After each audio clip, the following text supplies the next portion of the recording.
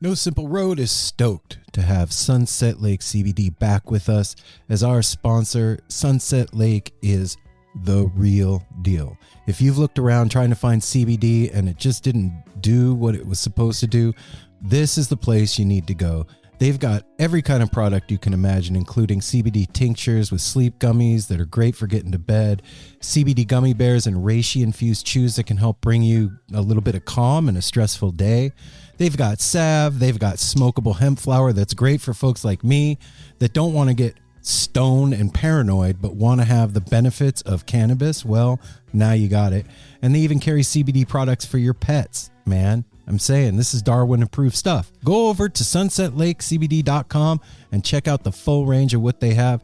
This is Vermont grown, right to your door, and they're giving you 20% off. So put in the promo code NSR20 when you're checking out.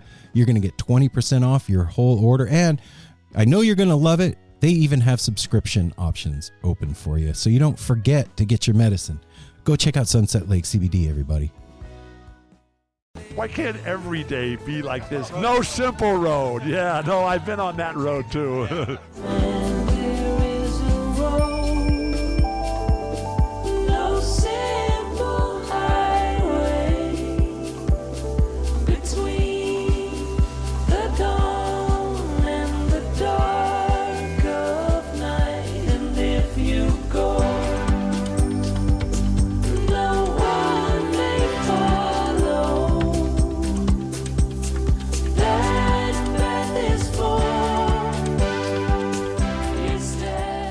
Sliding into your Monday.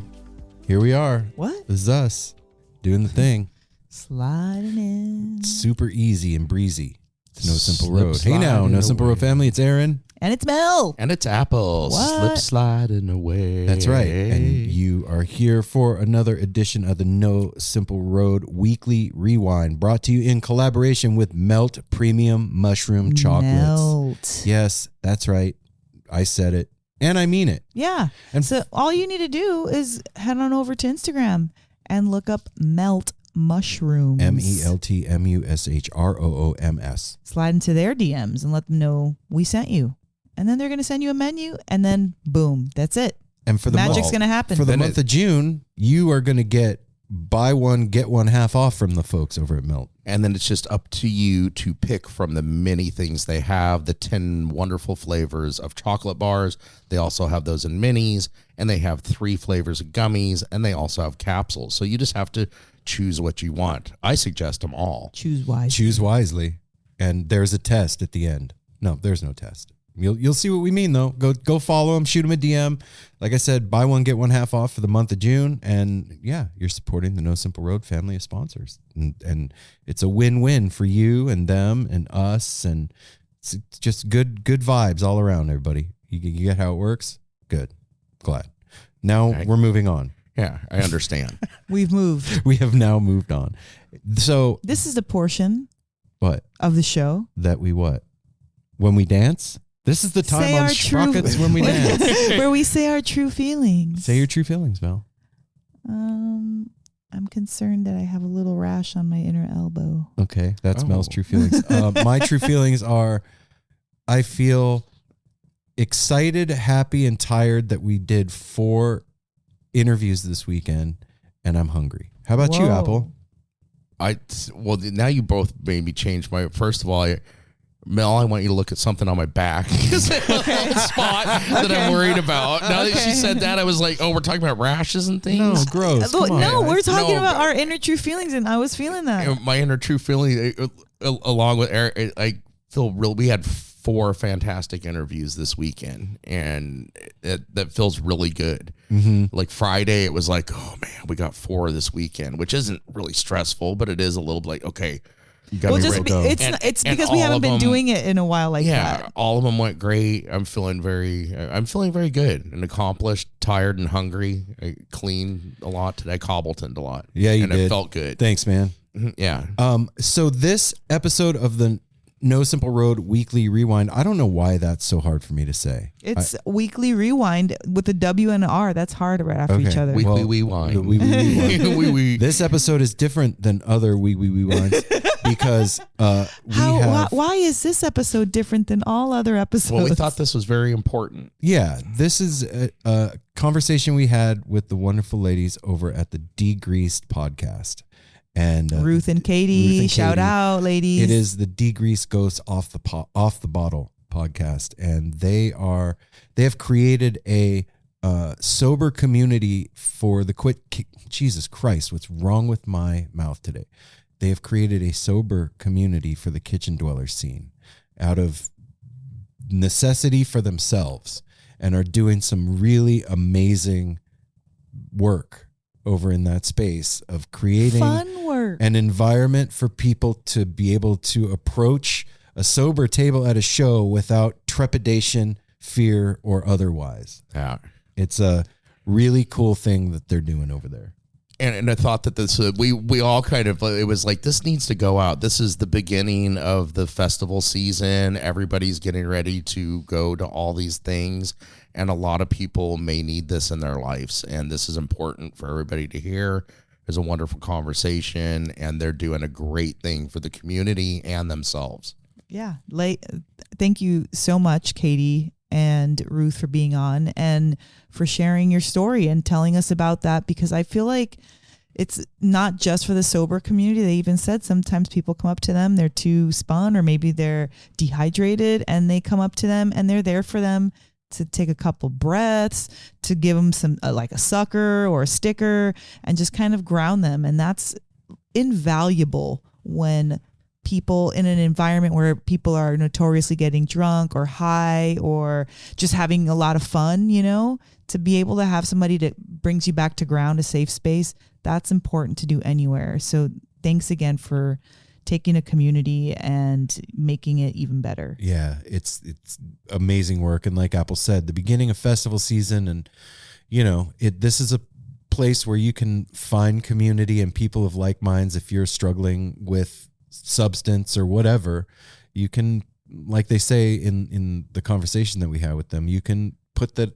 podcast on in the privacy of your headphones, and you have a safe space to listen and hear other people that may be feeling the same way that you do, and help is available. And like we always say here at NSR, man, if you're hurting or you're struggling with that stuff and you don't have anybody to reach out to, you can reach out to this show through the DMs on Instagram or hit us up at info@nosimpleroad.com. And now you have another space that you can go. You can go check out the Degreased podcast on Spotify and on YouTube. And you've got a space there where people understand. And I'm sure if you hit them up, they will respond just the same way we do. So let's get them to this conversation. We're not going to do the business because it's Monday. Yeah. You guys know what to do. Go to the website, the business. Patreon, and all that stuff. Yeah, you're just going to sit back and enjoy this, because we really enjoyed it so much so that we didn't even hold on to it for more than a couple hours. We were like, no, we need to get this out. It's going out Monday. So enjoy this, and make sure to throw them a follow on Instagram and follow their show on YouTube and on Spotify. It is the Degreased podcast. So here we go. Without further ado, the No Simple Road crew gives you Katie and Ruth.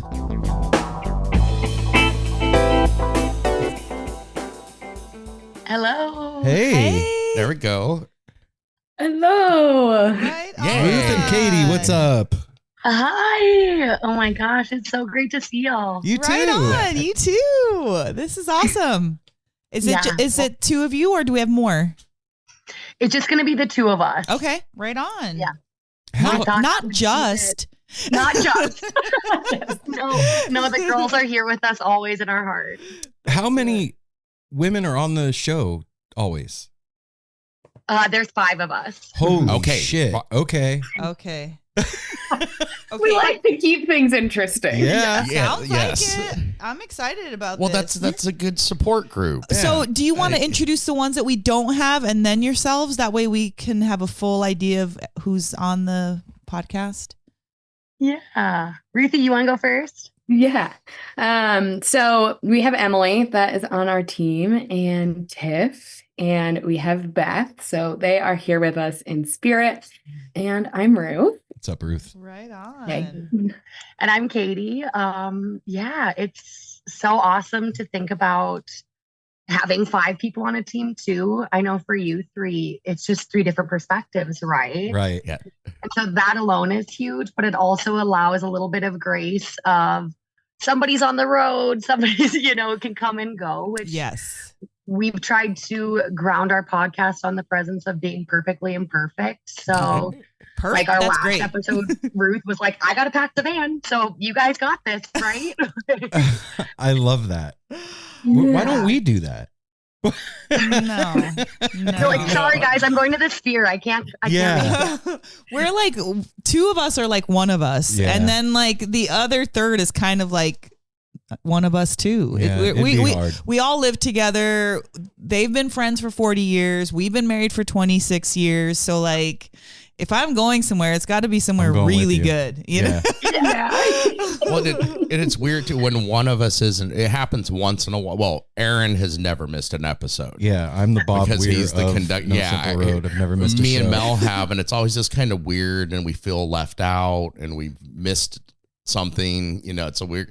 It's usually all of us. Yeah. We try to, because the only exceptions is like when I go visit my daughter or something in LA and like Aaron can't get away or something, but like that happens so few and far between now because it really is the 3 of us. No Simple Road is the 3 of us. So when one of us isn't here, it kind of feels like the guest is getting cheaped out. Yeah. You know what I mean? Because like, especially if I'm not here, and I only say especially because I'm the only female perspective on here. So if I'm missing, then the episode heavy. is completely different than it ever would have been. So Totally. That's why we try to keep it together. And also because Aaron does everything. Yeah, you can't mess with the energy flow. No. So, but yeah, like, why don't you, either or both of you introduce what you all do? Because we know because we have you on, but like everyone listening, they're just kind of jumping in and like, okay, who's Ruth and Katie? Like, where are they from? Yeah. So us, along with those 3 women, make up the team of the Degreased Ghosts Off the Bottle. So now it's the Degreased podcast, which we've been referencing. But it started out as just the Kitchen Dweller Sober Support Group. It started out as a Facebook group where it was really just other people looking for community and support. Like, hey, I'm kind of either sober curious, toying with this idea of like going to specifically Kitchen Dwellers concerts, but concerts sober in general. And from a Facebook platform evolved into a cool like set break meeting where there's this table at shows with candy and stickers and community support. But really recently, why the podcast started was recognizing, a show might only be 4 hours of your week. Where's your support the rest of your life? You aren't alone when the music stops. So having that access to community support and connection was kind of the premise of why we built this group. well, can you tell us a little bit of the story of your personal journey of finding that? Because, and also, I guess it's a 2-part question. Define sobriety. Totally. Yeah. Right. I'll do part 2 first, because that's something that we talk about all the time. Like, what is sobriety? Yeah. And we early on had 2 different therapists kind of talking about that, because there's clean and sober, right? And usually when people talk about, oh, I'm sober, they might be referring to that. Like, I'm clean and sober. I don't use any drugs, any alcohol. Sometimes that for some people, it's even nicotine or even coffee, that they're like, well, that's my one crutch is I get to have coffee, but I quit cigarettes, I quit everything. Mm-hmm. But for me, that journey is I just use cannabis. I they call it the marijuana maintenance program in recovery, or Billy Strings has coined California sober, which is like, it's catchy, right? Yeah, but absolutely. It's really like a harm reduction approach instead of just abstinence only when it comes to sobriety. For me, my journey, it took me 4 times of trying to quit drinking to be able to let go of alcohol. And this was over 15 years of going to live music events, like really getting bit by the bug young. Yeah. Really young. I grew up in North Dakota and Montana my whole life. So like you had to travel for any sort of entertainment, but especially music. And I remember, festival seasons, we were just hungry for it. Going to Electric Forest and finally discovering String Cheese Incident after doing like Dave Matthews Tour and some of like Humphreys McGee, some of those more, I want to say earlier on jam bands that fell into my realm. And I was like, okay, this is cool. But there was no older community or any community looking out being like, you don't have to take all those drugs. Like it was always just take more and more and more. And as a young kid, you kind of go into it looking for that community, looking into that, like, I'm feeling this collective consciousness energy at these shows, but like, is it the drugs or is it the music or is it me? And so I think. When did you start to question that? Like you have this 15-year span, you said. At what point are you like, oh, what's going on? Like what's right? I don't think it was till COVID, honestly. Oh, okay. I think it was maybe taking a big break from live music and then going back into it. And it was just like, you went back into it with that same attitude you had when it stopped. Like, yeah. Mm-hmm. Yeah. Like you were still all gas. And I was like, whoa, am I missing the whole point? Like, I remember one specific Kitchen Dweller show at Pine Creek being like, have I been missing this the whole time? Like, this sounds so good. This feels so good. And that time we brought my parents to the show, so I wasn't partying. And it was like, damn, this might be it. Wow. Oh, yeah. Wow. Yeah. A post-COVID Pine Creek Dwellers show. Yeah. My aha moment of like, wow, like I'm not hungover. My parents want to be around me. Like all my friends are having fun. I could remember the show the next day. That's a big one. Yeah. Yeah. To remember a set list is When you're able nice. to like really feel it because you're not like dumbing yourself down with the alcohol or numbing yourself. You're like, wait, now I can actually feel the music and what's going on. Wow. Let's talk about the reason why in the first place. I mean, drinking feels great sometimes. It loosens you up. It like makes you think a little bit funnier. You know, like it helps you, if you're, it helps you dance. It helps you dance, like not feel embarrassed, you know? So usually that 1 or 2 drinks that, you know, people get to kind of like whatever, liquid courage or the, you know, the little bit of whatever you want to call it. How did it escalate for you? Like you couldn't just like have like from that 50, I guess for the 15 years. Yeah. Right? Yeah, for 50, totally. I spiraled. I think my whole community was really into, specifically, I think alcohol and cocaine. Like, I think those were 2 that like shifted from the party substance to like, man, we're doing this like every day. Like, it's not even a show, you know? Oh, like, shit. And with that COVID, like, change and like how everybody functioned, and then we went back to kind of the same old way of living. It was like, I think I had kept using those substances throughout that period, and so maybe the amount of it I was using and how I was using it was totally different. But then going back into music and being like, finally, I think fed up enough with my performance at shows, right? Yeah. Like, I was like, man, like I fell in the creek last night. That sucks. Like, it's all funny in the moment, but then the next day, like that bigger anxiety would sink in. And I was like, there's got to be a better way to do this. Wow. Ruth, what about you? What's your journey looked like with this? Yeah. One of my favorite things about Degreased was I feel like I had a place because being in the music scene and a lot of the other sober communities, like it's very clean and sober. And as I really was going down this journey, I took out alcohol, and actually 2 years is my anniversary. So happy anniversary. Happy anniversary.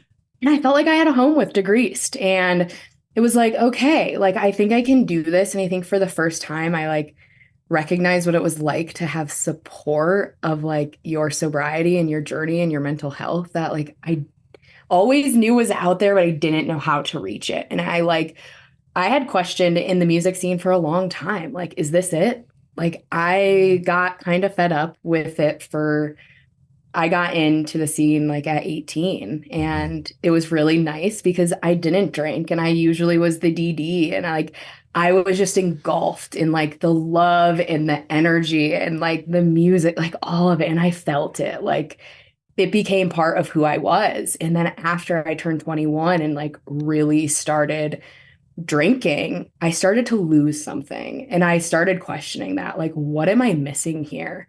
And it took me a long time to realize, like, oh, I'm just numbing myself. I'm numbing myself with alcohol and all of these substances that now I've gotten lost in the chaos and I've forgotten like the point and the purpose of what it is to like be a part of this community. And it wasn't black and white. It wasn't like I decided to stop drinking one day and I was able to do it and change my habits. It definitely was a process. I got in a really bad car accident that I probably shouldn't have walked away from. It really made me start questioning how I was showing up. And it was the Kitchen Dwellers New Year's redo show. And they played the song that says, I don't want to live like this. I don't want to die. And those lyrics for the next 6 months played over and over and over again in my head. Like I'd have these moments, these nights, these mornings, and it was like, I'm going to die if I keep doing this. And I packed up all my stuff in Colorado. I packed up my car and my dog, and I went back to my parents' house and was like, how am I going to change? And within that time, like that's when I met Katie, and that's when I became like got involved in Degreased. And I was like, how am I make these steps? And I ended up going to Hog Farm and going to String Cheese Incident where it all started. And I said, you know what, this is going to be my moment. And it was my moment. Yes. Right. Yeah. Wow. Go ahead, Apple. Were you going to say something? No, we'll come back to it. Okay. Say something, but not yet. All right. It's amazing to me that like there's two sides to this thing because there's many sides. Well, two sides to the live music thing. A lot of us go there and that's the place that we find ourselves, and there's real magic there, and it sustains us and keeps us going. But then that can also be the space where you find yourself being destroyed by yourself. And that's strange to me that both things are living in that space at the same time, right next to each other. And there has never been like, I mean, when I think back to like being on Dead Tour, the only thing that was around that's even comparable is the Wharf Rats. But like you said, you had to be completely clean and sober to be part of the Wharf Rats thing. And it was AA affiliated and that whole thing. And so if you weren't into that scene, you were left on your own. So unless you had a good homie that was doing it with you, unless. And so what you guys are doing with Degreased, that's really special, powerful, really special, because I know that there's a lot of people out there that feel the same way that you do and are looking for something, but aren't ready to like, you know what? I don't have a problem with psychedelics, or I don't have a problem with smoking weed, and I'm not ready or willing or don't want to give that stuff up. I feel like it still serves me, but I want to get, the alcohol out of my life. That's really great, man. You guys, I don't know. I to think that you've set up that space just because it's so important to you. How has it grown over the time that it's been going? Oh, well, thank you for seeing us. That's like so sweet. You're welcome. Could cry. We're allowed to cry. I cry all the time. Yeah. Right. This is we're frequent criers. Before you say anything, this is a really serious subject that all five of us right now, and the other three girls, we all deal with that within ourselves, within our partners, within our everybody, our friends, and full disclosure, I mean, when I met Mel, I was a homeless heroin addict. Yeah, he was, like for real, strung out, living on the street, junkie. And I'd never even smoked weed, so it was like a complete opposite kind of a situation. But what I was going to say is, is like, we're all dealing with this one way or another. We're 1 foot and 1 degree away from it. So there's no shame in how anybody chooses to live. And I just want to throw that out there, because even if you are I don't have a problem with drinking. I just don't care for it, but I can, and I do sometimes.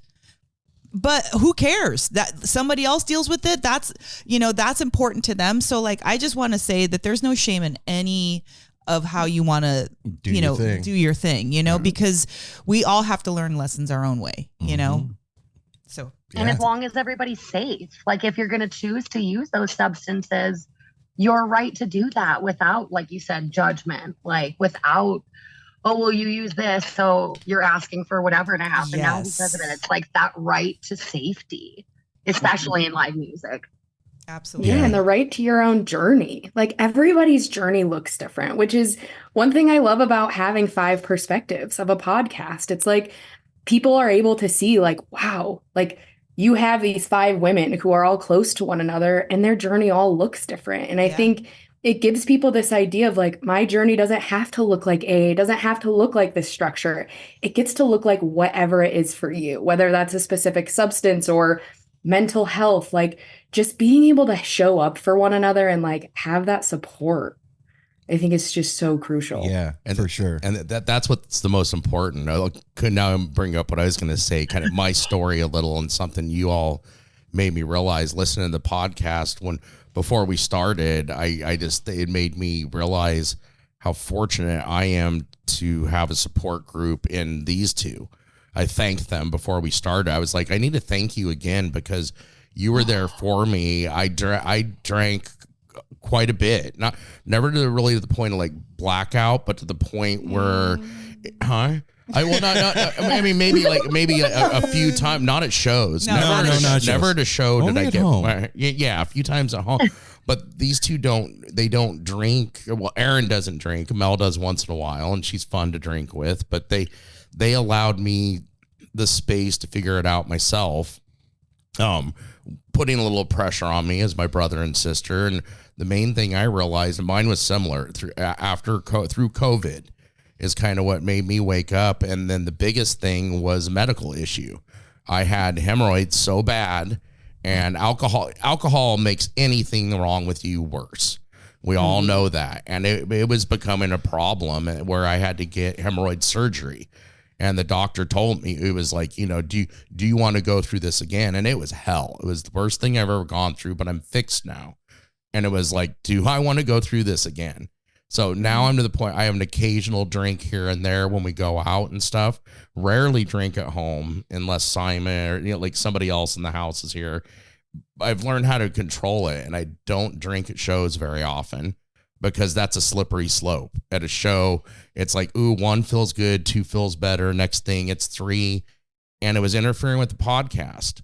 These two told me, which I didn't know. I was embarrassed when they finally told, dude, it's like, we told you about this guest coming on the other day. And I'm like, no, you didn't. And they're like, you were fucking drinking. Yeah, there's 2 of us here, bro. Yeah. And they're like, we have a rule. If 2 of us, whatever 2 it is, say it happened, the other one's got to. Yeah, it happened. All right, it happened. Yeah, memories aren't that good. It's happened with all of us, but it was interfering with the podcast. They're like, once you would come home and crack a beer or have a wine or what, we knew there was no point in talking to you, anything business related, podcast related. And I was like, oh shit, this is affecting, that thing of like, oh, well, I'm only hurting myself. And I realized what that was doing, but I've had these two to help me with it. And listening to your podcast and all 5 of your stories, I was kind of in tears out on the front porch, just like, oh my God. And just congratulations is what I'm trying to get at the end of this rant, that you created a group for yourselves, because it is hard to go to a show, and especially cocaine and alcohol. It's one of the worst, because you do coke so you can drink more, and then you get drunk, and so you do more coke. It's a vicious cycle with that shit. Yeah, it's brutal. Yeah. So I don't know if you ever answered about the growth. How it's grown. Yeah, the growth of. Thanks, Mel. I was on it. I mean, similarly, like kind of how you talked through your journey, like we all kind of, the people in our lives are these mirrors, or we ourselves are like, okay, this doesn't feel right. So we start making those choices and changes. And I think Degreased starting out aligns so much with my sober journey. Like 1 week sober, my therapist and I was like, all right, should I go to rehab and like try the AA thing, or should I go to Texas and see the Kitchen Dwellers? Like, it was like, which one sounds better? I want to go to Texas. Yeah, me too. Right? Which is absolutely crazy. And like 9 out of 10 addicts and their therapists are going to be like, no way. But I had been doing really well with not drinking and wasn't at a point where like it was physically affecting my life. But when I'd start drinking, I had no emotional control and I was super suicidal at the time. And so hit a spiraling suicidal rock bottom where like I came to from a blackout and got the help I needed and was like the next day had to look at all those people in the eye, you know? So it was like I'm going to, you know, give credit where credit's due to my parents, my therapist, my friends, but I'm also gonna like reclaim this whole new life I'm being given. Like you don't get to just wake up the next day, keep going to shows and partying. So I was like, all right, today's day one. How are we gonna do it?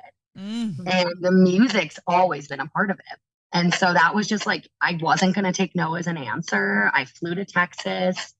I rode the rail. So, I mean, also, I don't know like what it's like in other states, like if people use alcohol and cocaine there the way we did, but like, I just didn't even see it. Like, I didn't even see the bar. I just saw the band, the stage, the lights, and like felt it all so big.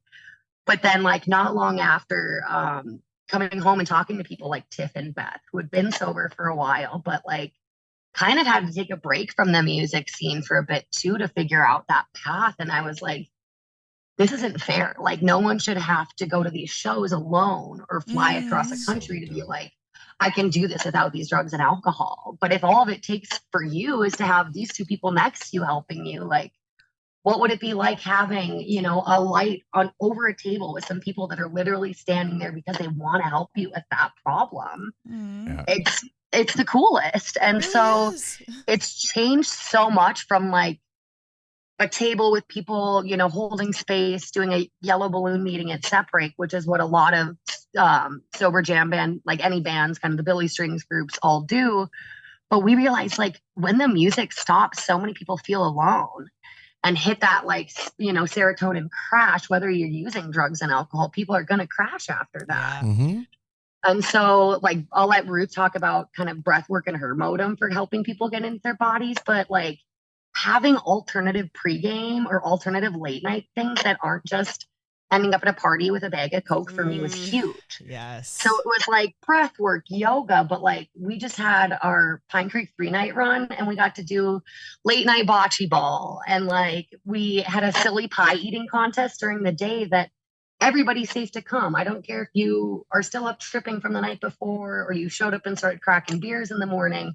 Everybody was welcome to come to this pie eating contest, and all the money raised for it, $2,400, is going to Backline. Oh, right on. Totally. So it's like it's changed in so many ways from being just us needing help from friendship wise to an actual platform at shows to like, okay, now when the music stops, people that wouldn't necessarily feel comfortable walking up to a yellow balloon table at a show can plug in our podcast from the safety of their headphones and like listen to that on their drive home and be like, all right, maybe next show I won't drink, or maybe next show I'll just at least go talk to those girls. Wow. Yeah. Ruth, it's changed a ton. Can you talk a little bit about the breath work? Yeah. So when I finally made the decision, like to let go of alcohol, I had watched several people around me in Colorado let go of alcohol, but switch over to like ketamine or something else. And it was like, I refused to be that person, but I didn't know exactly how. And I started to do breath work. I started to breathe and like deep dive into my own somatics. And through doing that, I was like, wow, like it's been me all along. Like it wasn't this drug, it wasn't this substance, it wasn't this band. Like it's me, like it's inside of here. And when I get right inside of here, then the outer experience gets to change too. So as like I'm geeking out about all of this, like I bring this forward to Katie, like, hey, I love this thing. Like, is there a way for us to integrate this into the group? Do you think other people would be interested? And she's like, I don't know. Let's try. Let's do it before Red Rocks, and Kitchen Dwellers open for Cheese. It just like seemed like this beautiful magic moment for it all to happen. And we're like, okay, let's do it. And we just did like a little pre-game event to do breath work and ground and just like have like a social in the parking lot before we all went into the show. And just so many people showed up in the community to breathe and like pay respects to the venue that we're at, like give gratitude to the band and like our community, and really tap into intention before, we take up the space in a different way. And I think from that event, we started to really see people like, wow, okay, you guys are doing something different and I believe in this. Whether or not they're on a sobriety journey, they just were like, how can we help you? And from there, we recognized the need, and like people were into it just like I was. And I was like, okay, can we hold these like online events outside of the music? And like that's when we started doing just like online breathwork together, and we started finding people who were a part of our Degreased community that might have been a little bit more hidden because they're not at as many shows, Right. but they're able to like speak out and get the help that they were desiring because we're holding these events. And in reality, like as we breathe, it's a tool that you can take anywhere. And I think that's my favorite part, and my favorite reminder is like, especially when you're going through this journey, like it can get really challenging at times. And especially at music, it can be overwhelming. And I always say, I just want you to remember this tool you can take anywhere. Like if you're feeling overwhelmed at a show, go to the bathroom, go breathe for 3 minutes. Like, or even if you're feeling that pre-show anxiety, like be able to take those deep breaths in line and just get grounded in your body and safe inside your system, because from there, you're going to make the decisions that are for your own good. Yeah. Yeah. It's amazing to me that like once the healing starts in yourself, and like you said, you get in that right place in you, you start to work from that place outward. You do realize that it has been you the whole time. And then just by default, I think that whatever that is inside of you starts drawing like-minded people to you, and the community starts to kind of create itself. I know that that's been our experience. Well, we're, when we're going to music, we're by default becoming part of a community. The big people, 2,000, 3,000 people that are there, that's a community. And then of course they're broken up into smaller communities. You've got your friends that you went to college with, or the same people from your same city that you hang out with or whatever.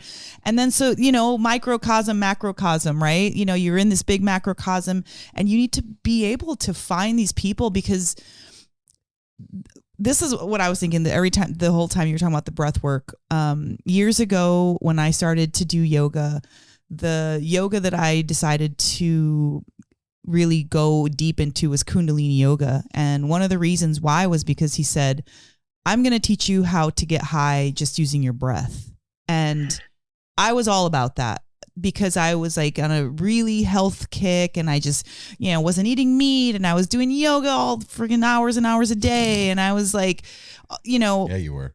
And I was high as a fucking kite. I was so high, and it made me want to keep doing that. It made me want to keep being that way. And it made me realize, like you were saying a moment ago, Ruth, like everything is about you. It's always been about you. So the fact that your friends can have however many beers or however many lines or whatever, that's cool for them. But how is it affecting you? You're not coming correct. That's what's happening. So finding something that can really, like breath, that literally costs nothing. It's everywhere. It's nobody. You don't even need to leave to do it. You don't it's You're not doing it, and you don't even realize it's not it right embarrassing. now. It's not heavy. It's like it's something that is so universal that you barely need to teach it. You know what I'm saying? It's like maybe you need a reminder or something. But like being able to take the reins back off of something that already is such a blessing. Going to live music is a straight up blessing that we get. We get to do that. First of all, it's financially expensive. It's expensive just for the ticket, not talking about accommodations and travel and like food and like sign up on Patreon, outfits and all your, right? All your stuff.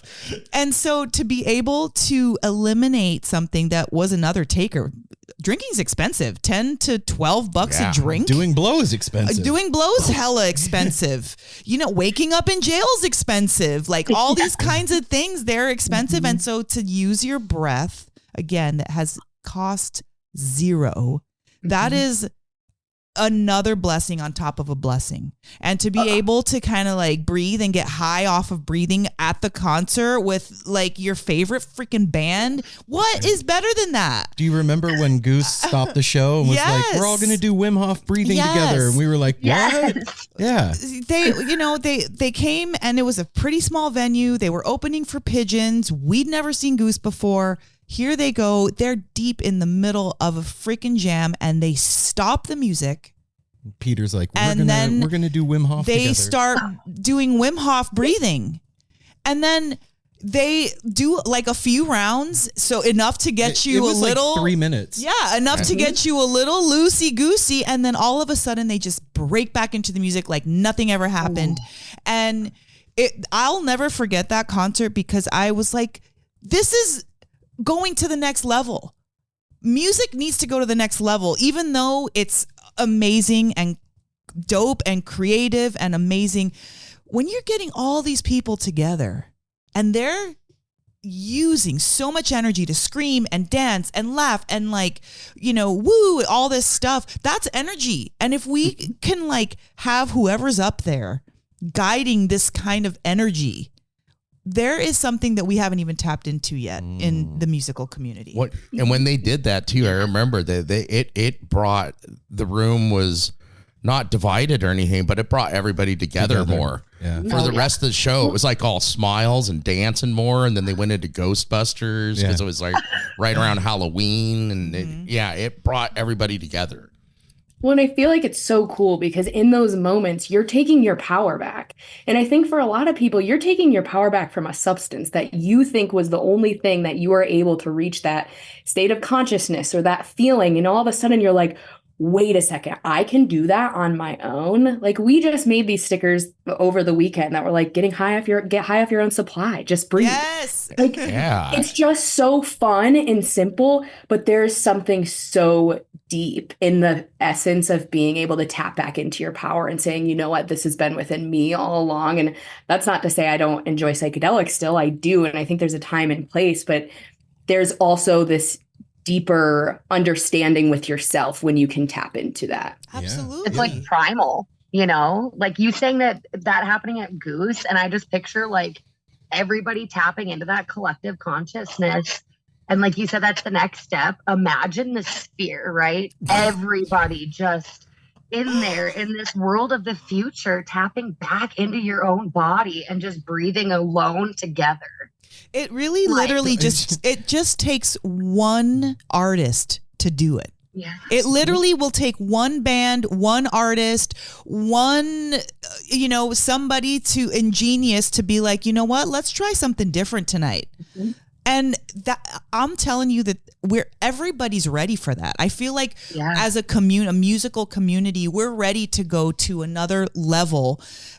Look, the age of psychedelics is here. No one can deny it. Okay. It is here. It's been needing to be here.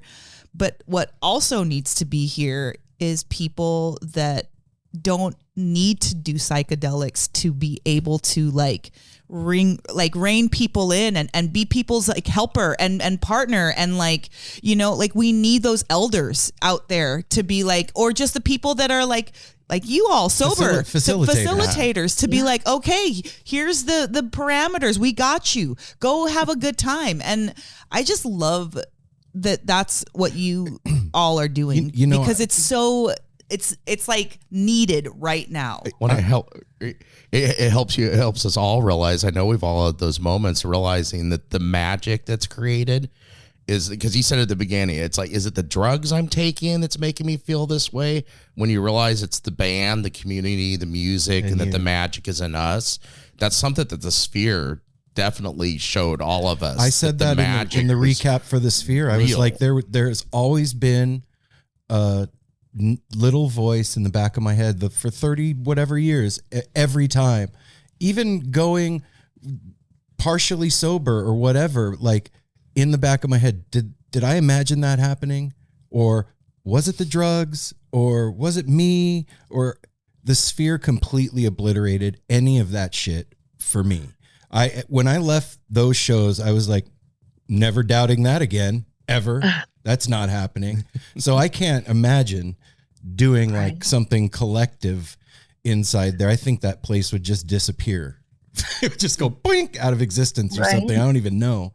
But what I want to ask you about is like, I know for myself, when I was going to shows as a younger guy and I was out of control, there was those tables at the shows and I was terrified to ever approach the table.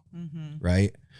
What can somebody expect when they come up to a Degreased table at a Dwellers show? I love this question because it took me over a year of sobriety to go up to a yellow balloon table. I'm still kind of scared of other groups. And it wasn't until we were starting to build this that like for 6 months, I went to as many different bands shows to go to their groups. I went to like Billy Strings, Goose, Aggie, Fish, Cheese, like all within a 6-month period to see what worked and didn't work. And what I think makes us so unique is like, you're already sucked in before you're at the table, right? Like I would have the moment at other groups, like even at like Fish Dicks being like, okay, there's like 20 sober people here. There's the table. And I still don't know how to take those like last 3 steps and seal the deal and grab the yellow one show at a time sticker. Like I still kind of experienced that a little bit. When you see a Degreased table, there is like the most ridiculous amount of candy and stickers. Like this weekend we had Taylor Swift Eras tour stickers and like hot dog alligators. And it's usually girls in like, fairy wings and glitter. And like, we're jumping up and down and screaming every word. Like you already kind of want to come up and be like, what are you guys selling? Yeah, what are you like, doing over here? Oh, it's a sober. Yeah. People ask me all the time, what are you selling over here? And I'm like, sobriety. I love that. You make it, making it totally fun instead of like somber or something. Like, come on over. Yeah. Well, okay. I always say like, I'm enjoying myself like at the show just in that space. So it's like we're like playing with bubbles and dancing our hearts out. And it just like sucks people in. Like we were talking about, they're kind of like, oh, that looks fun. I want to do that too. Yeah. I just remember like set break. I'm tripping my face off. And I'm not, anybody that's listening that's a wharf rat, I am not talking shit. This is my experience and that's it. But like tripping my face off, set break, and seeing the wharf rat thing going on, and it's just this closed circle of people having a meeting. How the fuck am I, 19-year-old me, doesn't know shit, tripping my head off, gonna walk up and break into that circle? I'm already a ball of anxiety. That's why I'm doing the shit I'm doing. So how am I going to go bust into the middle of that thing?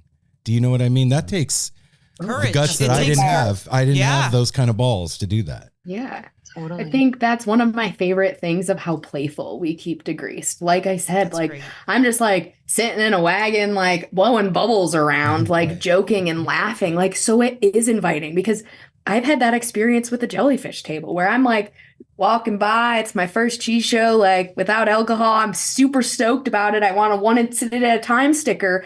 And I'm like sober scared to go to the table. And I just like didn't know how to break the boundary because my sobriety journey looks different than theirs. I wasn't part of AA. So I just like, it was weird. I got my sticker and then I got out of there. Yeah. Yeah. So it's like, how do you bridge that gap, really? Yes. And I think that's been a question for us. What do you say to people that are struggling with that?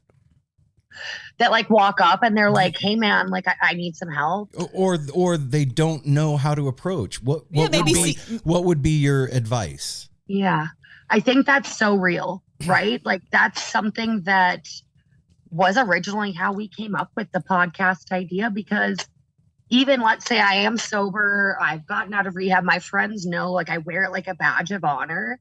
You still wear that shame walking up to this space that feels like is yours to claim. There's still a lot of inherent like shame and stigma. And I think my advice is start with these podcasts, start with these conversations in a safe room with your friends. Or like we said with our podcast, the safety of your headphones. It gives people the right to fall apart on their own time. And if you are at a show and you're like, I knew I needed this path for years before I ever could consider walking up to one of those tables. And then even once I was sober, still couldn't even consider making those steps. So it's like, listen to some people that are having these conversations on Spotify, or if you have a trusted somebody. For me, it was like my mom right away. And I know that's hard because like parents are so fucking biased and like will say everything you don't want to hear. Like, Right. well, yeah, just this. And you're like, great. But like, I remember like having to sit there with my mom and be like, I know you feel these things, but like, I'm 30 and I need you to be my mom right now. And she was kind of like, oh shit, okay. Mhm. And she just really listened. And I was like, you know, like I'm at rock bottom. If I don't fucking move all my stuff and get out of here, like it's going to get worse. So I just need you to at least listen to me being honest so I can get the help I need rather than to react to the things I'm already telling you I did, because we can't change that. That's like ultimate guts right there. That's because you're doing the steps of AA right there. Yeah. Like all of it right there. And to be able to be that vulnerable with somebody who could really cut you down. They've got all the ammo. They know all your shit. Do you know what I mean? But to be able to like say, shout out, Mom. Yeah, this is it. This is where I'm at, and I need help, and I need you to put away the judgment for right now and tell me what I need to do and help me out. And you know what? Sometimes you have to say that too. Like, this has nothing to do with the sobriety or anything, but like sometimes when my kids come to me, I just want to fix their problem. You're telling me that something's broken or you didn't get this or what, and you're just telling me a story. I don't see it as a story. I see it as a problem to fix for my kid. So to be able to be even more detached from that and be like, hey, I need you to listen. That's a lot of courage. A lot of courage. How did you come to that place? Was it just because you were that rock bottom and you just were desperate and needed it? Or did it like did you need to build up a little bit to like do that? No, I think I crashed and burned. It was like, I remember fortunately that night, because I had not drank for about 3 months and then was working through some big, heavy stuff in therapy, and alcohol was always the crutch I turned to when something went wrong. And I was like making all these positive steps forward. And I think it was half self-sabotage and half no one taught me a different way to deal with this problem. Like I didn't have breath work or anything else to just work through my problems. So I got super drunk, blacked out, lost time from like 8 p.m. till midnight. And so fortunately didn't drive that night, you know, like next morning waking up, it was like, I'm walking those 5 miles to get that car. Like I could have Ubered, I could have called a friend, but I woke up from that rock bottom, fed up enough with my own shit. Yes. I was like, we're going to walk the 5 miles. And I think about like 2 miles in, I called Mom and I just was like, so are you like at a good, like, she probably thought someone died, like I was very serious and it was out of nowhere. I think I kept our relationship fairly surface level. Like I'm okay, whatever, throughout the partying years, unless something got really bad. And so it was like, all right, like sit down, and I was just kind of like, I don't know how I'm going to do this. Like, I was just like, I need you to listen to me because if you don't listen, I don't have somebody else. I don't know how I'm going to do it. And it wasn't even really talking to her as a mom. It was more so just like that most trusted person in your life. Yeah. Because like you said, you want to fix your kids' problems. And I think as a kid, you want your mom to fix your problems. But that wasn't how this was. This was like, I fucked up and I cannot, if I wake up tomorrow the way I'm waking up today, it's not going to work. Yeah, this isn't good. This can't keep happening. I want to happening, and she just wrapped me up in love. Was like, so what's this going to look like? And I was like, I don't know, but I worked the next 3 days, and then I'm driving your guys' house, and it was like anytime I wasn't at work, I was packing shit up, and like it took a couple weeks, but they like drove up, filled the U-Haul. My roommate was like a total wonderful gentleman. Him and my parents were really close. And he was just like, thanks for like looking after our girl, Greg, but it was just like in that moment, they knew like, okay, this is the like we're picking her up and we're going to fix this. You don't get a second chance that like fucking up that hard, I don't think. That's a hell of a parenting job right there. Yeah, like shout it out, really Mom. is, you know? When your kids leave and they're 30, you think that's it. They're done.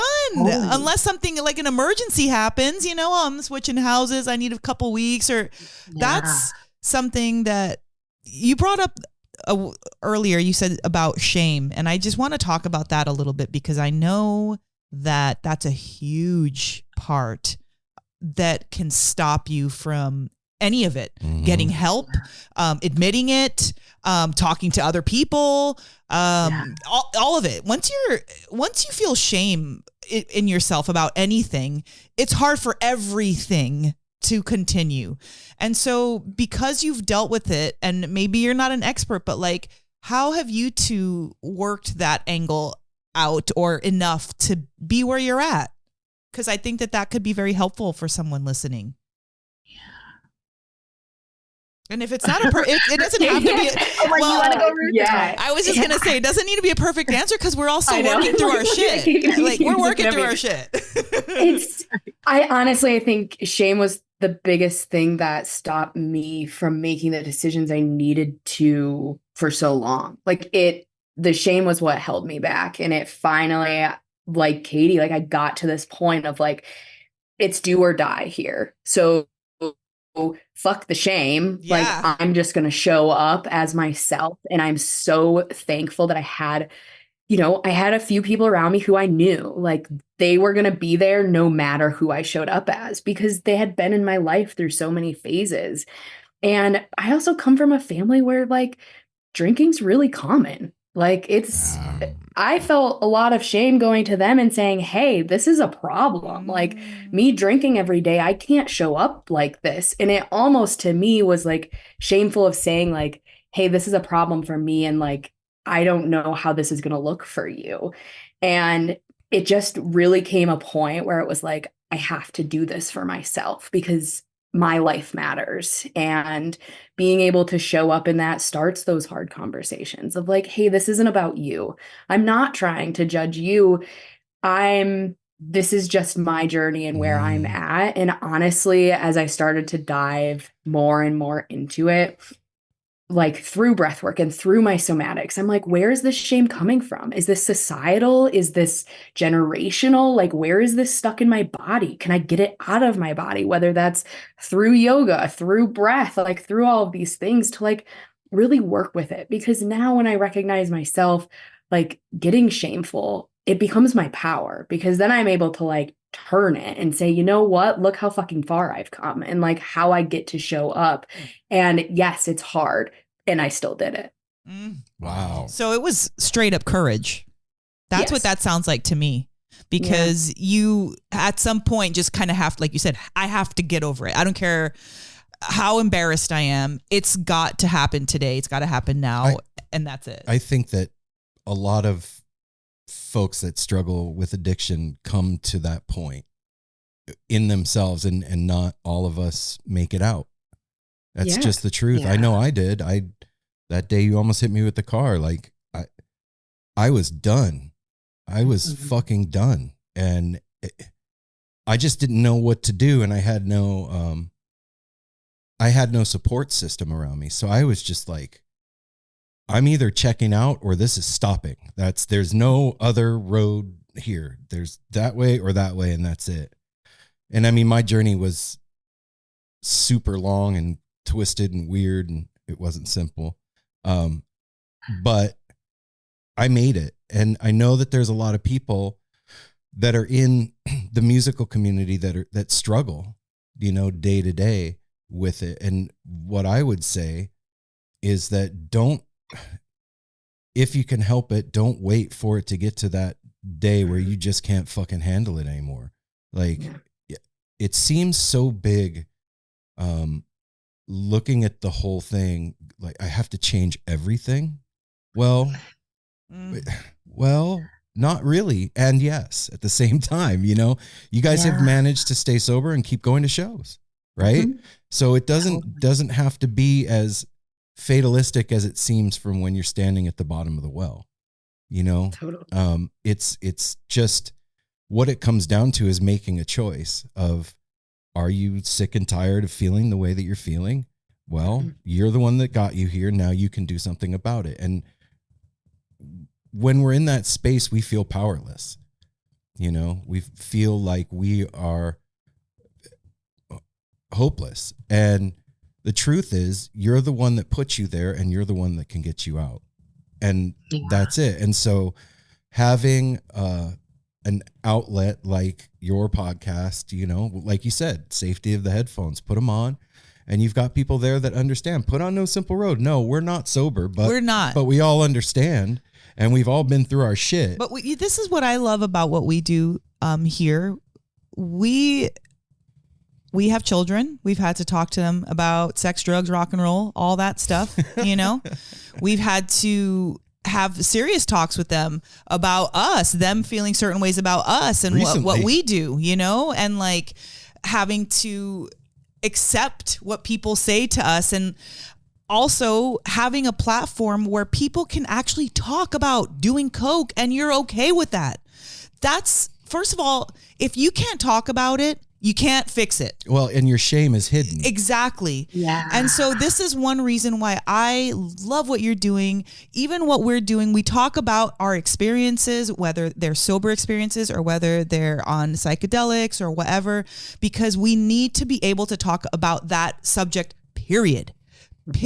And it doesn't need to be about shameful, or it doesn't need to be like congratulatory. Just listening and getting it out is so helpful to be able to say, oh yeah, I did a rail in the bathroom and then I did a shot and it fucked me up and I shouldn't have done it or whatever. And like, okay, that's done. In a regular environment, it's so hard to do that because first of all, people don't understand that lifestyle if they're not going to like music and stuff like that. So they're like, what? You totally have a problem. You did a rail in a bathroom? Like what? You know?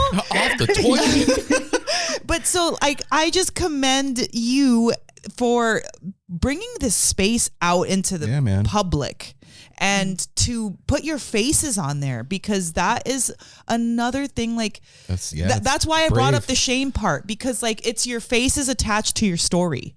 And in another time and place, maybe 10 years ago, 15 years ago, 20 years ago, none of us would be able to be talking about this openly. No. But the problems were still happening. Yeah. Do you know what I'm saying? Like it was still there. And it's just how we're looking at them now, I think. Well, and I think that's the hard part about being so young in the scene. Like when I was 18, like people weren't having these conversations. So when I was questioning them, I thought I was the crazy one. Like something was wrong with me because I was having these questions and everybody around me seemed to be okay with it. And it's like, how can we show up in this space? Like just being our authentic selves, sharing our story. I always like to say like our greatest superpower is just being us and like it is really owning that. And like, if that's just like one person in the scene that like my story gets to make a difference for, like it's worth it. It's like worth it to open that door of vulnerability. And I think it also gives the support that I was missing at the time, that I was like, when I was in the shame spiral, it was like, I didn't want to talk about it. So I was hiding behind this door. And the moment like I started to crack that door open, then the support was able to come through. Totally. When you can start telling the story, when you can start talking about your stuff, that shame completely gets disarmed. And its effect over you is minimalized. This shame's strength is in its secrecy. Yes, the secrets. They say in AA, you're only as sick as your secrets. And it's true, man. I mean, that's not I didn't do the AA path. I went to rehab a whole bunch of times. Never worked for me. Couldn't do it. Too dogmatic for me. But some of those axioms are true. You are only as sick as your secrets. And when you start talking about that shit, even with other people that are just as messed up as you are, you're like, I can't believe I did this whatever thing. Then all of a sudden you're like, holy shit, I'm not the only one. Oh, fuck. And then I think, the healing can start. That's a notion too, that we all have to be perfect to help someone else. Bullshit. I call bullshit on that. You don't have to, the better. Right? You don't have to be freaking perfect to give somebody good advice. Sometimes you just say something and you don't even mean to, and it's great advice for them. Well, I know that the people that I hang out with that like I am the most comfortable with are the people that I can be my messy self with, that don't have any expectation of me. They're just there because we like each other, and that's that. And those people are few and far between. And it's important to realize that when you find those people in your circle, that's your support system, right? Yeah. And I gotta know, has the band talked to you guys at all? Do they know what's going on? Yeah, Ruth, do you want to tell them about like this weekend? Yeah. So we had someone who listened to our podcast actually come up to our table, and I think the podcast has helped a lot of people come up to the table that maybe wouldn't have otherwise. Good. Because there's an icebreaker there. And he gave us this incredible like birthday present because it was a year for Degreased, and inside of it was posters. And I eventually was like, I wonder if the band would like be up for signing these so that we could auction them off and like make money. Anyway, talked to the photographer. He was able to like get the band to like sign these for us. And as I'm walking out of the venue for the last time of the weekend, Torrin was walking in, and I just was like, hey, thank you so much for like signing these posters for us. He's like, no, thank you guys for what you're doing. And just like being able to have like that authentic conversation of like, you know, you're seeing us and we're seeing you. And we, at the end of the day, we're all just people here, and we all want to just like love and support one another. And I think that's such a special place to be in, because I think it's so easy to just like push it to the side, like, oh, they're the sober kids, or like, you know, that's not our thing. Like dismissive. But I just think it's so special in the Kitchen Dwellers community how everybody just shows up as themselves, and we all get to celebrate that, whatever that means for you. Think about this too, though. If you were the band and you have this community of fans that come to your shows, if there was a support system for fans that were struggling, you would really cherish that thing. Be so stoked. Because otherwise you're going to lose those fans. At some point, those people are going to disappear, and that's your community.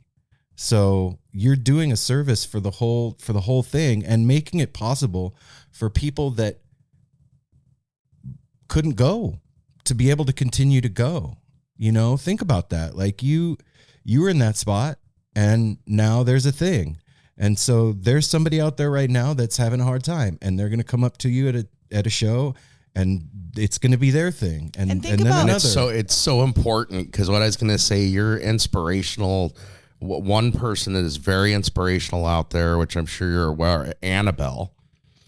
Oh God, Annabelle was my life in Mexico. I got slipped whiskey one night, and Annabelle was like, I mean, the entire team was amazing down there, but she like, this is how you order at the bars. You only buy it. Like, she was so wonderful. She's a badass. She's a hero. She's amazing. She helped me, which I didn't know about it, but Erin had mentioned something to her. You had. Well, she had mentioned to me, like she had invited. We were at String Summit. Yeah, we were at String Summit, and the last String Summit, and Annabelle had invited Apple to the sober group that they had at the time, and he just wasn't ready for that. It wasn't time.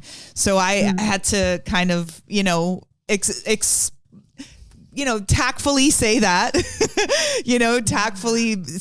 And another time we saw her, she asked again, like she didn't forget. She didn't forget. Then she kept it with last her. year is when I had quit, gotten control of it, everything like that, and she's just such an inspiration. She came and told you she was proud of you. Yeah. She did. And that's the other thing too. I mean, I lost quite a bit of weight once I quit drinking too.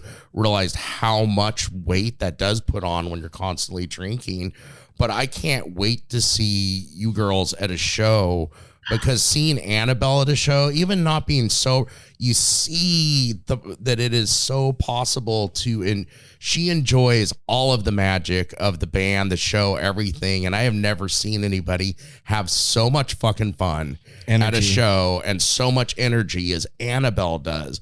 And that's important to everybody, but to me, especially to these younger people that are coming on. It's something we see on the podcast all the time, because we talk openly about psychedelics and stuff. It's like, by no means are we telling you to, there's so many ways to have fun at a show. And when you're younger, it's a lot easier to get in trouble fast by feeling that you need to be loaded. You need to take that thing that somebody's offering you, and you're supporting that thing. No, you don't. You can have fun just being yourself and stuff. It is so needed. Come blow bubbles. Put on fairy wings, scene man. is just Dance getting around. the scene is just getting bigger, and the younger people coming in.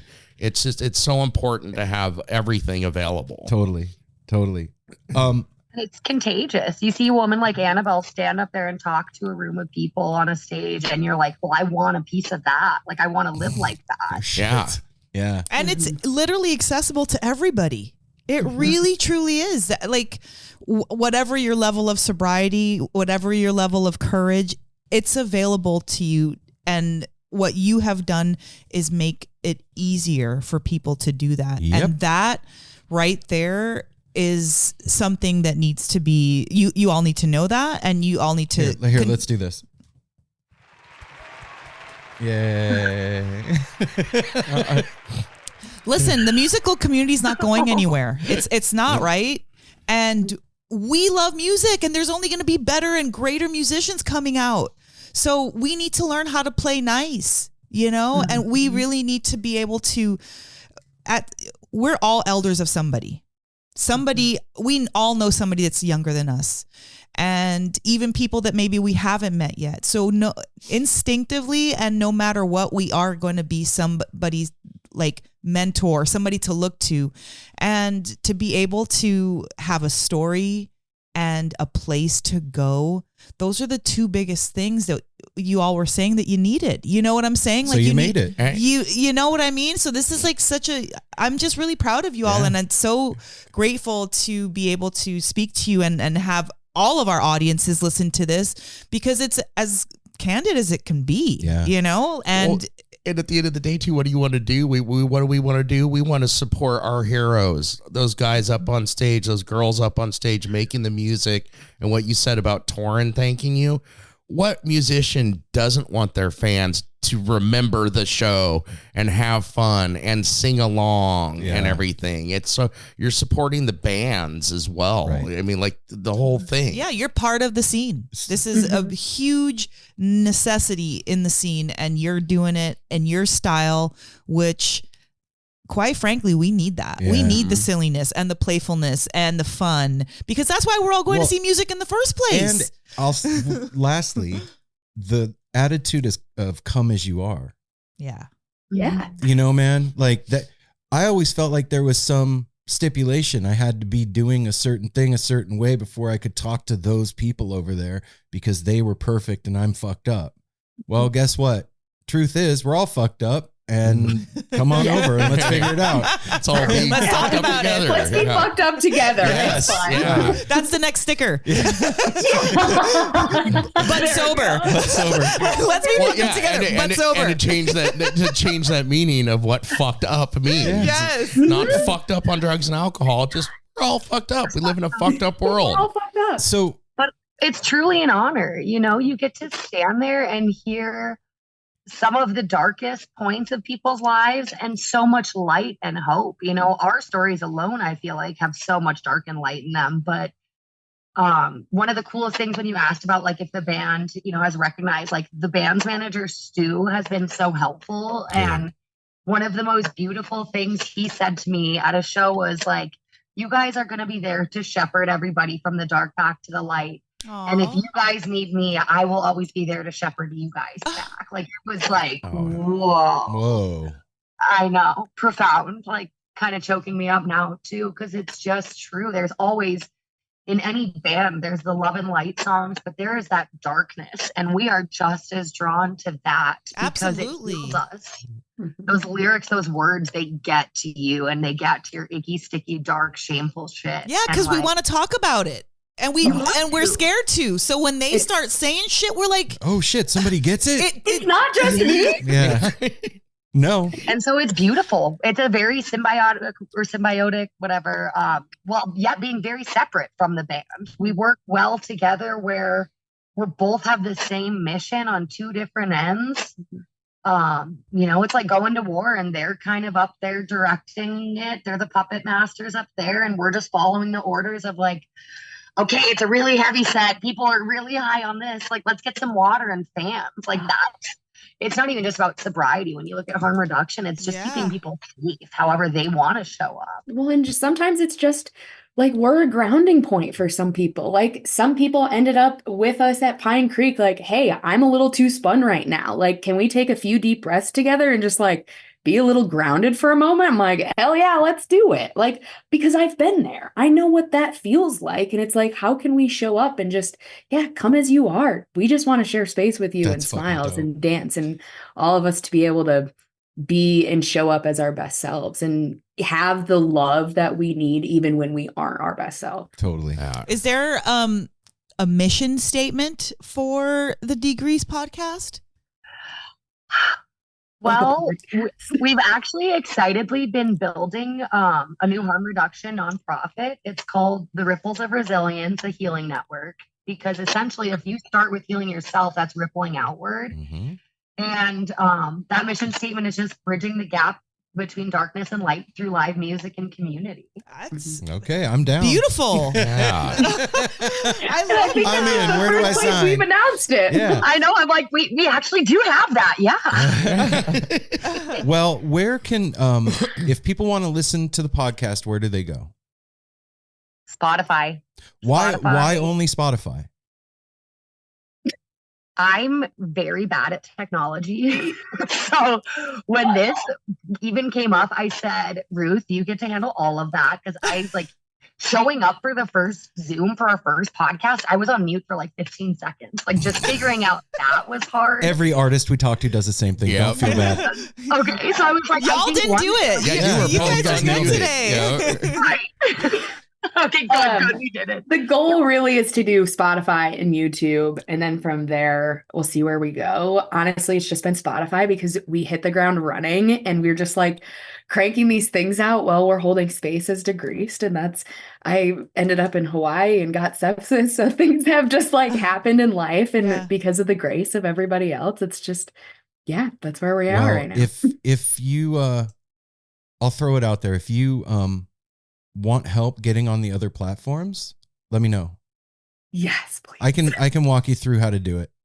Oh, that would be amazing. And this is we're all self-taught and I just started playing around. When I started doing this, I didn't know anything about like podcast anything. I knew how to record my voice and that was about it. And all of it. So if you need help, I got you. I'll help you out. So, okay, in closing, ladies, let's hear like a little closing something from both of you. Yeah, to give somebody out there that's hurting something.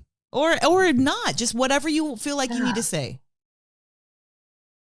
Well, thank you for not just seeing our mission and hearing our stories, but for reinstilling the hope that has driven my recovery.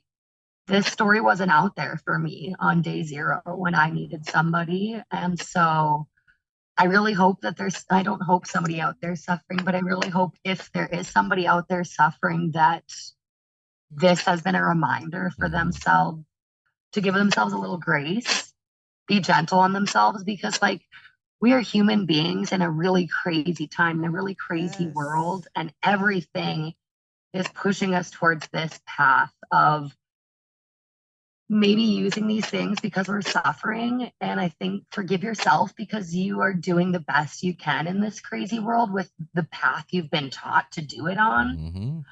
Mm-hmm. And just know it gets better, man. Like if you would have told us 2 years ago that we would have found each other, let alone be speaking on this kind of a platform with people that like really get it. Like kitchen dwellers are so young compared to the deadhead scene. And that sense of community and taking care of each other is the entire fucking point of all of this. Yes. Yeah. Why are we having the luxury of getting to go to these shows and meet these people and having these life-changing experiences and hearing these words that resonate if it's all an accident? So if you're listening to this, know you have tuned in for a reason. Be gentle on yourself. And if you need help, ask for it because somebody's going to pick up that line. Yeah, for real. And if you're not at a show, feel free to reach out to them or us. Yeah. You can get to No Simple Road at info@nosimpleroad.com. You can hit us up in the DMs. I answer every single DM that comes to the show through Instagram. So, yeah. Well, ladies. Well, wait a minute. Ruth didn't get hurt. Oh, Ruth, come on. sorry. Don't be cutting Ruth. How do I Ruth off. follow that? Yeah. How do you follow Well, it's just been such an honor to be here, honestly. And that magic that you see in the world around you, like that's inside of you. And I want everybody to know that's listening, like you have that magic, you deserve it.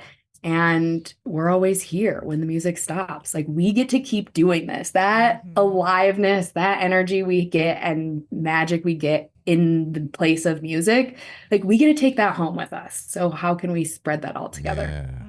Wow. That's how you follow that. I love that. That's how you do it. Well done. Yeah. Right on. Wow. What an honor, ladies. It has been to meet you and to hear your stories and like share some knowledge and like I just feel really blessed. I feel like my heart kind of grew and I have like so much love and empathy and compassion for y'all. And if you ever need anything from No Simple Road, like please don't hesitate. Like can't wait to cross paths and do a little jig.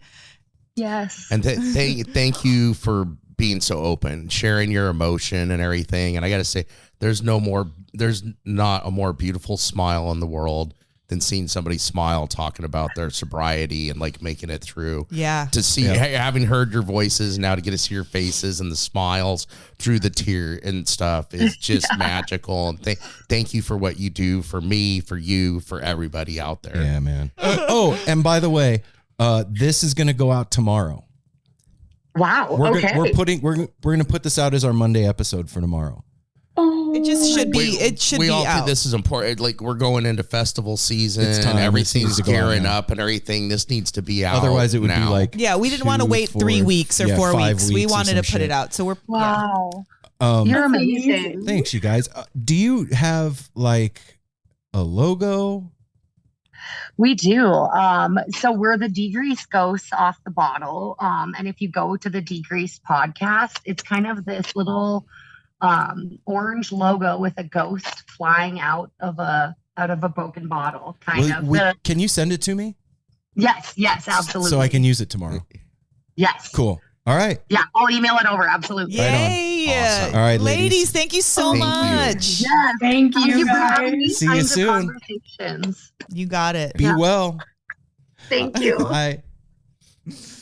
Aw. Wow. That was cute and sweet. Seriously, like seeing those smiles and everything, like a literal new lease on life. Somebody so proud of themselves. That's cool, for man. what they've done and what they've made it through and what they're doing now.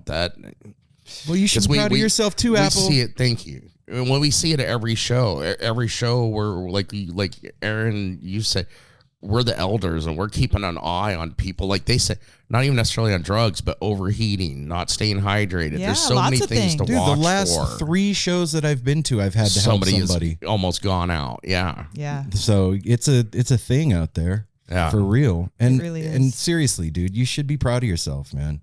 It's not easy, especially at 55 years old, to like get a hold of your shit. It's easy, I know, to just say, well, I've always been this way. Who gives a fuck? Yeah. Well, and it's also tough sometimes. That's one of the things I'm going to say. But so much was said in there when she was talking about runs in the family. When it runs in the family, it makes it even tougher sometimes. And now that I've gotten to where I'm at, where I'm kind of a parent to my dad, like giving him a hard time about drinking. Like I'm telling him about my weight loss. How did you, by quitting drinking and not getting back on the way, having an occasional drink, not getting clean for a month, Dad, and then going back to all of a sudden 2-3 bottles a night of wine or something. I was like, that's I like to be an inspiration to my dad And by breaking that cycle of what runs in the family. Yeah, and literally showing him physically. Yeah. That you can't deny it. Yeah, like So I literally lost weight and I don't have these problems when anymore. we were in Vegas, I had 2 glasses of wine and that was it. I had 2 glasses and I was done because he was pressuring me to drink because he had gotten some new wines, and I'm like, I'm done. I feel loose. I'm smiling. I'm having fun, Dad. I'm done. Just stop. And then my stepmom was like, Bobby, quit pressure. Like why do you gotta be like that? Well, here's the thing. Last thing we'll say about all this, man. If you're listening to the show, and just remember, there's no shame in the game. There is shame.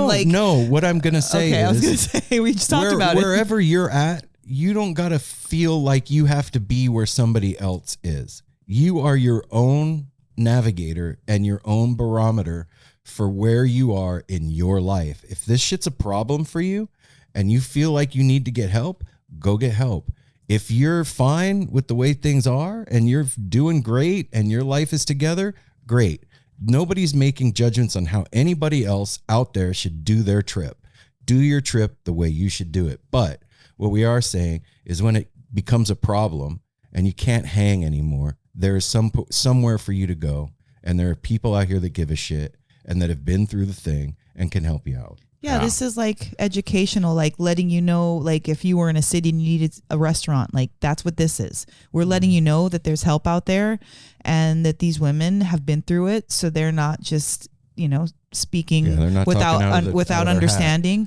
They're there. They walked the talk, so thanks for listening. And I'm just really grateful that both of you have gotten clean and away from the stuff that used to oppress and control you, because we wouldn't be able to have the life that we have right now at all. This steals the magic. Not be happening. Yeah, and if it was one of you or both of you, it would suck. And so I'm just really grateful to both of your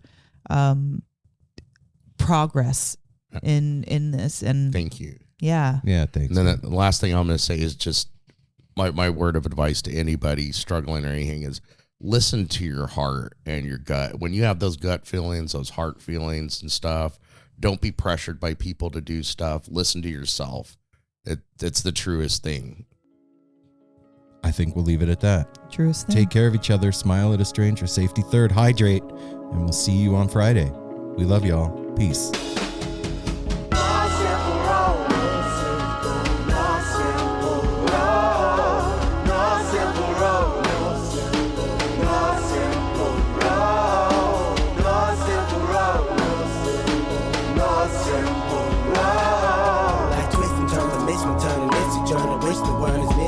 But it's a burden. Family needs has been deferred, and hella means been the earth, and alchemy can bring the birth, the melody of a newborn. So persistent, so resistant, so insistent, so commitment, so resilient, or haven't you learned it? One simple road.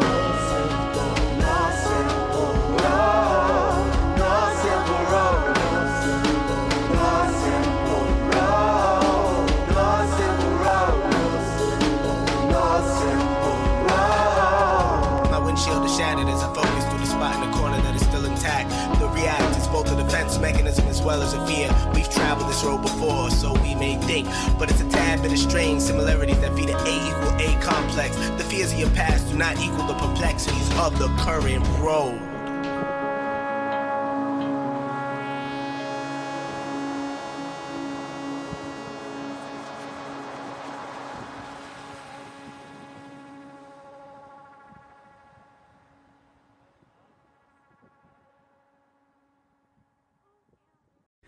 Hey everyone, it's Cam Hurt, host of the Best Show Ever podcast, and we have got a second season coming out very soon that I am very excited about.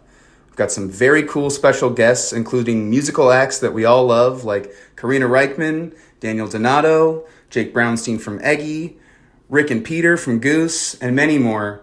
Tune in for new episodes dropping on Osiris Media March 5th on the Best Show Ever podcast.